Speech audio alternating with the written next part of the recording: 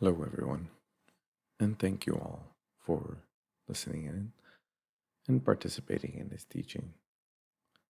This teaching will be about courage and self confidence. Now, before we begin,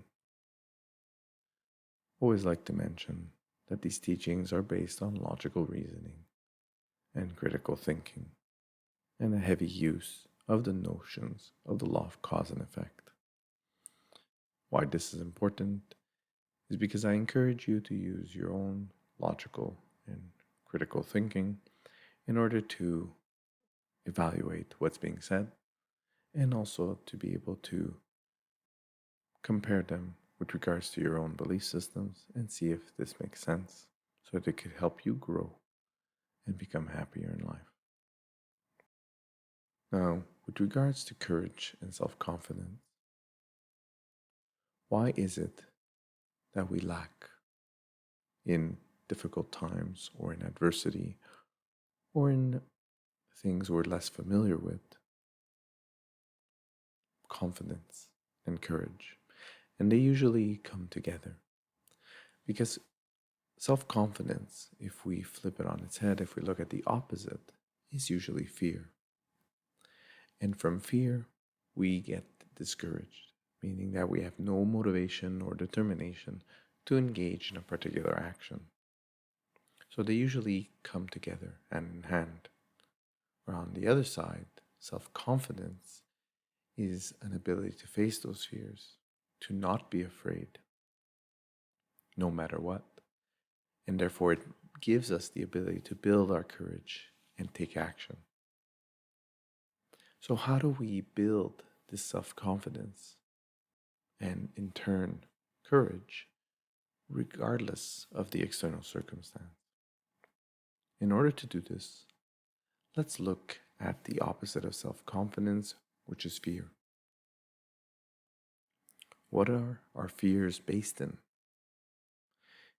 If you had the opportunity to listen to other teachings, we talk about oftentimes, pretty much all the time, the fact that happiness and suffering are not caused by external circumstances. Therefore, fear as well is usually a state of mind. It's the way we want to see an external circumstance, and we develop fear. And fear in what exactly? Usually, we have a fear about losing our happiness or getting something we don't want, which is suffering. So, what we usually preoccupied with is getting what we want and not getting what we don't want. Now, let's take a particular example to see how it manifests itself, such as we often talk about public speaking, where people lack confidence and courage to speak in public.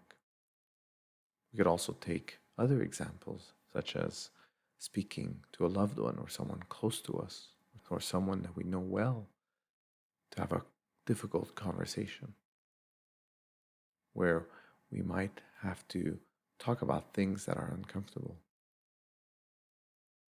Or it might be taking an exam or a test. So, if we look into these particular examples where fear is coming from, where is it usually coming from? What do we think? Or what are we usually afraid of? So we could always find something in particular if we have fears. For example, if we look at public speaking, we might be worried of, scared to make mistakes. But why? Because we're going to be afraid of what people think of us. What are people going to say about us? What is our reputation going to be?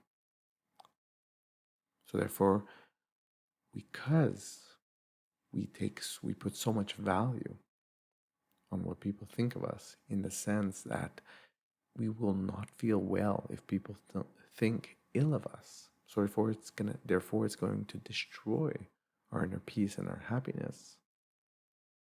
So therefore we push away from it. We're afraid of doing that. So we won't engage. We won't want to speak in public. We're too afraid of what people are going to think of us. That's because we've based our happiness already in other people's thoughts of us. Same thing goes for difficult conversations that we might have.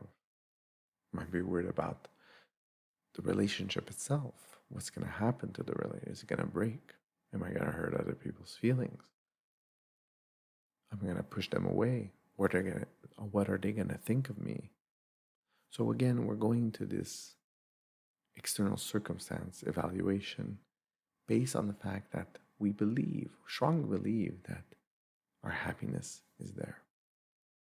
Same thing for exams or whatnot. No matter what situation we take, if we look at what is destroying our self-confidence, it is usually based on something about our external circumstance or on a particular outcome we don't want, believing that it's going to shatter our well-being and our happiness. And if we look at it closely, these are things that are out of our control. So do we really want to relinquish our happiness to an external circumstance over which we have no control over? Saying this brings to light how foolish it can be. We cannot control what people think, say, or do. So therefore, if we place our happiness in them, we're not guaranteed that we'll survive. And that's why we become uncomfortable. And that's why we're not capable of engaging in actions or engaging in activities that might be difficult, that are new, where we might be making mistakes. But if we were to rebuild our belief system, where we no longer believe that external circumstances are the cause of our happiness or our suffering, and we relook at these situations such as public speaking, having difficult conversations with others, and so on and so forth, and all of a sudden we'll see that fear has no place to develop because we're no longer worried about losing or having our happiness be destroyed. Because now our happiness comes from within. So if we're no longer worried of what people think of us, if we're no longer worried about speaking, having difficult conversations with someone else. And with regards to that particular topic, what's important is bringing love and compassion always on the table when we speak to others, meaning having their best interest at heart. Therefore, we also can have confidence that we're doing the best possible outcome for the others, that it's not a selfish gain. Why? Because if it's a selfish gain, that means we come into the difficult conversation wanting to gain something because we believe we're going to feel better if we gain that certain something.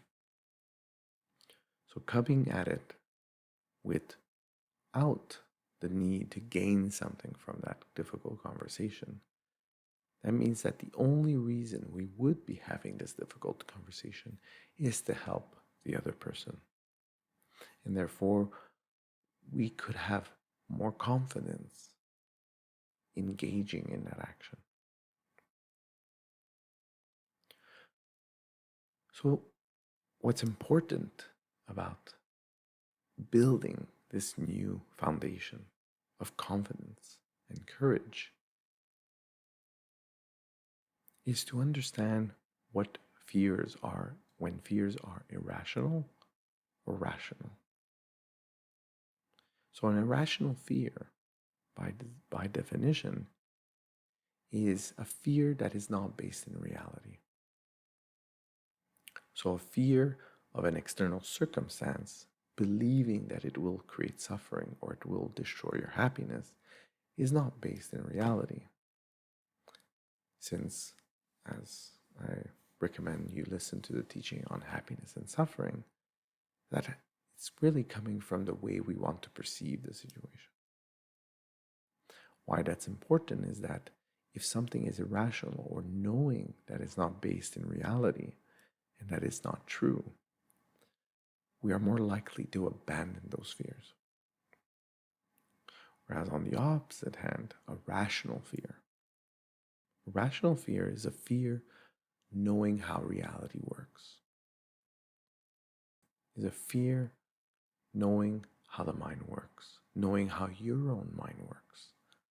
By understanding how your mind will react to certain circumstances, what we can now do is understand our mind and work at it and train out these behaviors and these habits that create suffering for ourselves. So it's not coming from the actual public speaking or whatnot. It's actually coming from a reactionary response from an unquestioned assumption or belief system that happiness is actually coming from external circumstance. So the rational fear is about understanding the wall that we're going to hit with regards to the behaviors and patterns of our mind. Why that's a rational fear is because we know where it's going to hit. And by understanding these fears rationally, we could actually do something about it because the realm of training the mind is within our own control. We could actually do something about it if we train. And these teachings and the accompanying meditations are there to help us train our mind. And this self-confidence and this courage will also help us not only face adversity from an external standpoint, but it will also give us the ability to face our own inner delusions, our own patterns of mind or habits of mind that cause problems and suffering. Because now we know that they cannot actually destroy us. They're just storms within our mind. And we have the confidence that it will come to pass. That they're just they might be very strong. But we know that if we keep at it, we'll move ahead and we'll overcome them. So therefore, a self-confidence, once again, and a courage that is based on knowing where happiness and suffering actually come from will allow us to face any adversity that's out there. It will also allow us to create perseverance and grit, an ability to never give up. Why? Because we're no longer afraid of external circumstances being able to destroy our happiness. And that is the real reason why we could walk confidently no matter what. And let's take a more like an example back to the public speaking. Because one of the questions I might add is like, what about the actual content or the external content? Now, in the case where you might have the time to prepare, of course it would make sense and it would be reasonable to prepare for the public speaking or the difficult conversation or the exam, so on and so forth. If you're given the time, then it is reasonable to prepare for it. But you prepare for it in confidence and with a clear mind, without stress, without anxiety. And this also helps in your ability to prepare because your mind is capable of focusing on the preparatory work without having a distracted mind that's thinking, what's going to happen? I can't believe that's going to happen. I don't want this to happen. And we know how debilitating that can be.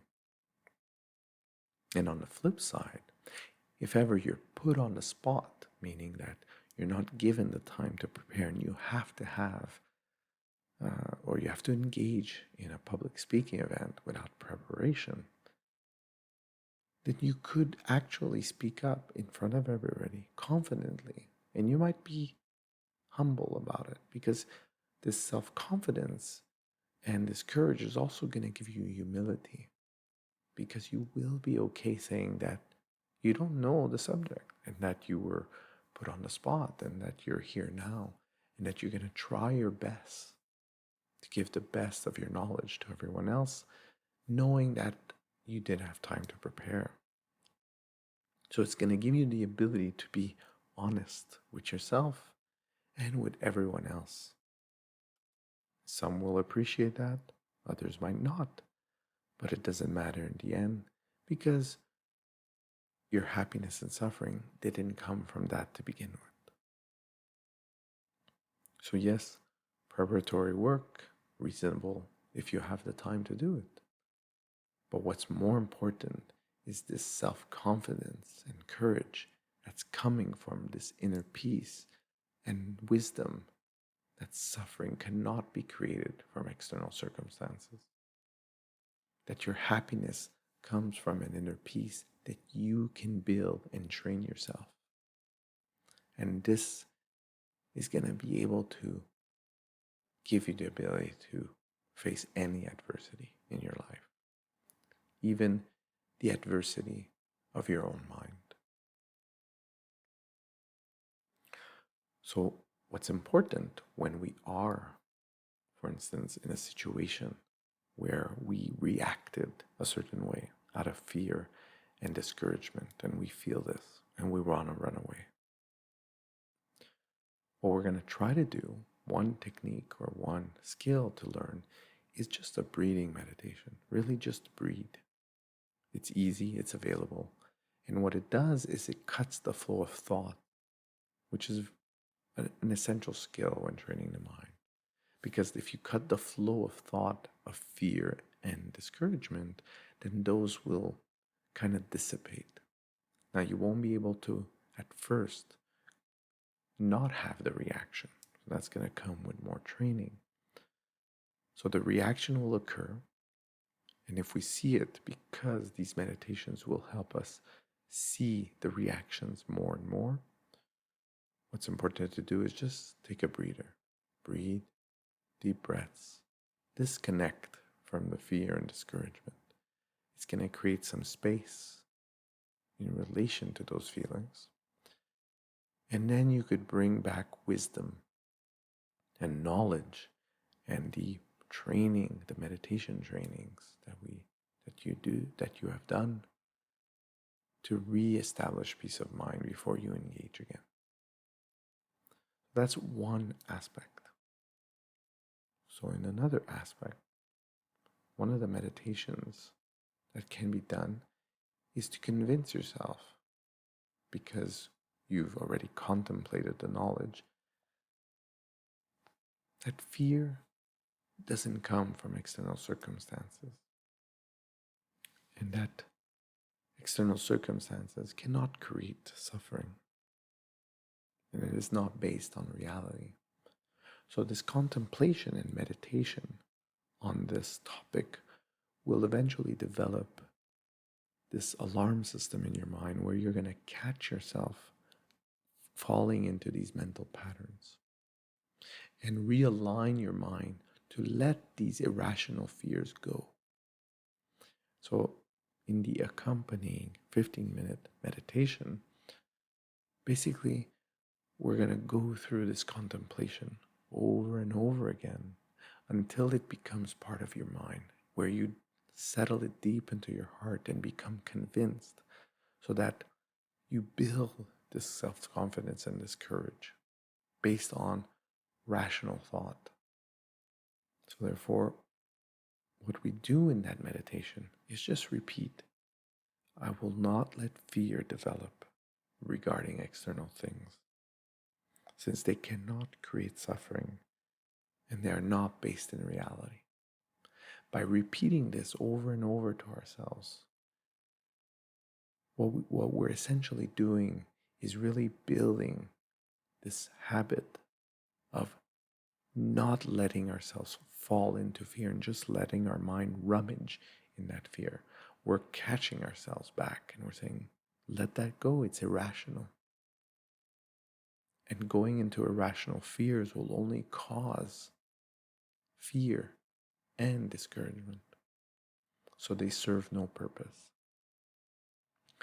And our mind will essentially bring itself back because we'll have developed the mindset and the determination to not go there. And we'll say, let's bring reason back into our minds that things out there do not have that power. Happiness and suffering are coming from the way I see things, coming from within my own mind. Doesn't matter what happens to my reputation, what people think of me, and whatnot. I'm here to help others, and I'll try the best that I can do. And we move forward like that. So that's the 15-minute meditation that will accompany this teaching. If you have any further questions, of course, please feel free to contact us at guide@personalmeditationguide.com. And if you have any other topics you would like for us to talk about, please let us know. Otherwise, thank you.